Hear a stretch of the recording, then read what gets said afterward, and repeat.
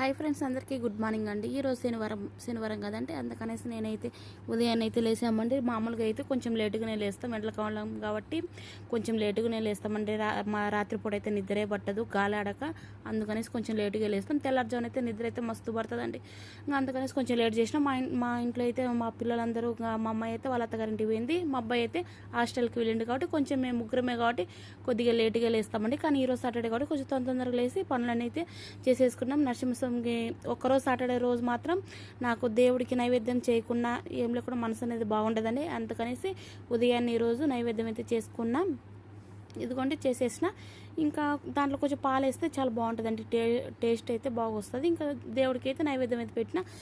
ఇంకా ఈరోజు ఈ విధంగా అయితే గడిచిపోయిందండి. అసలు నాకైతే చాలా ఆనందంగా ఉంది. ఇట్లా పూజ చేసుకుంటే మనసు అనేది ప్రశాంతంగా ఉంటుంది. మా ఇంట్లో ఉండే వాళ్ళందరికీ లేకుంటే ఒక్కరోజు చేయకుంటే, మనం నరసింహస్వామి చేయకుంటే ఏదో కొంచెం ఒక్కొక్కరు కోపంగా మాట్లాడేస్తామండి ఇంట్లో.